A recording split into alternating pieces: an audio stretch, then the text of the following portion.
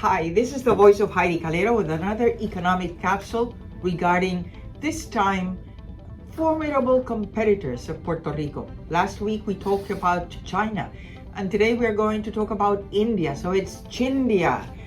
Before, China used to look down on India. They still do, but India has been making headways, and I just want to share with you why India is so important and why in Puerto Rico we are wasting our time instead of looking at opportunities, especially in manufacturing, to bring U.S. companies from foreign countries into U.S. flag territory. And Puerto Rico is just wasting valuable time.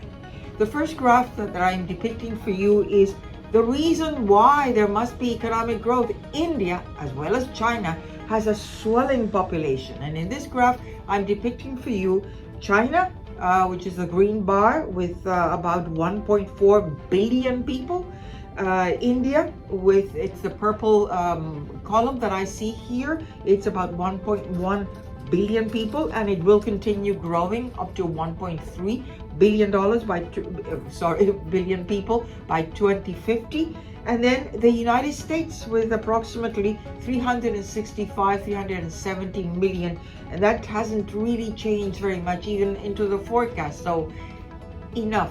India and China really need to feed its population. They need to make their headways, and right now the first two economies in the world are United States and China, pursuing a second preference in the world scenario, and India is also pursuing its glory time under the sun. The second graph depicts not only do we have a lot of population that must be fed, but India's workforce is also younger. This graph depicts for you in 2005, for instance, the average workforce age was 23 years old. By 2050, they're going to be 38 years old. In the US, it was 35 years of age by 2005. And by 2023, in the US, it's 38 years old. And Puerto Rico is the red column. And it depicts that in 2005, it was 34 years of age, more or less the average age of the workforce.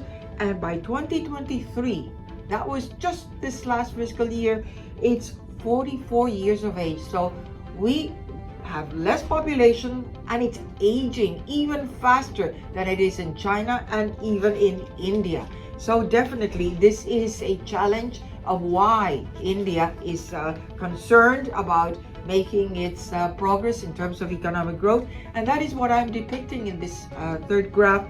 India's real economic growth exceeds Puerto Rico's. Just to give you a comparison, back in 2000, the GDP of India in real terms was 4% growth. Puerto Rico's was about 3%, and that was before the recession started in 2007.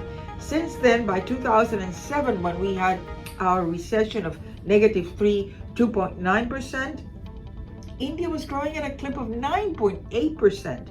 And by 2022, India is growing, true, because of the effects of COVID-19 that also impacted and closed the economy in India. It was 6.8% growth. And Puerto Rico, they say, the Puerto Rico Planning Board has said that by 2022, we grew at 3.7% growth. I doubt it. But just before that, look at all the negatives that we've had in terms of economic growth, and even the forecast of the Puerto Rico Oversight Board, PROMESA, depicts very, very anemic growth. So it is a formidable competitor that we have, not only in China, but also in India. And notice here that also India, it's not only a large economy in terms of all these billions of people that it has to feed, but it is also making inroads into manufacturing, especially in pharmaceuticals. And so Puerto Rico has a center of pharmaceutical production here, and it used to be really feeding lots of drugs and important medicines to the world. Well, India is making headways, and they are just taking part of that emptiness that was left after COVID-19. And with U.S. trying to bring manufacturing from ashore to a U.S. flag, Puerto Rico is missing an important opportunity. And this graph depicts for you how China and India are growing by leaps and bounds in terms of its exports. It's, for instance, in China by 2022, $3.7 trillion. It's not billions, it's with a T, trillions. India is exporting $800 billion or $0.8 trillion. So enormous growth from 1994, 1998, when it was scarcely less than $200 billion. Now it's quadrupled by 2022. And certainly China has also made headways in terms of that exports that they are having, not only in manufacturing, but also in IT.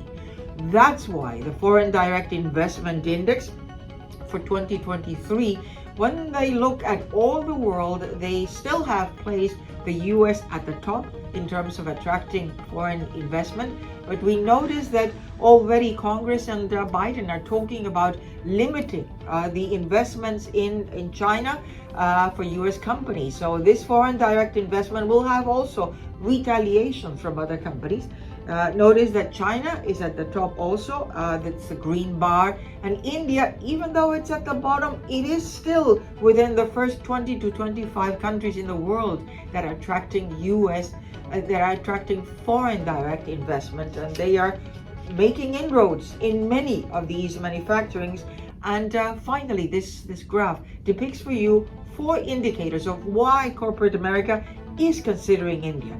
The first of these 4 graphs that I'm depicting for you is growth prospects are accelerating. I also depicted for you the GDP real growth by 2022, making leaps and bounds from the past 2 decades. The Fed, it's fed by that growth is fed by booming exports of IT, information technology, and technology related. And then this third graph within this pool is the growing pool of high-tech graduates. India knows more English than Chinese, and they are very good at mathematics, and they are graduating at all these high-tech graduates which are making inroads in all artificial intelligence, engineering, manufacturing, you name it. They need to feed this huge economy and this huge population. And finally, it has a swelling workforce. So you see, India is a formidable competitor, and Puerto Rico should pay attention as to what is happening out there and not missing the opportunities that we are currently. If you like our economic capsule, don't forget to subscribe to The Voice of Heidie Calero in YouTube. It is a service of Economic Pulse, and don't forget that the economy is all of us. Thank you.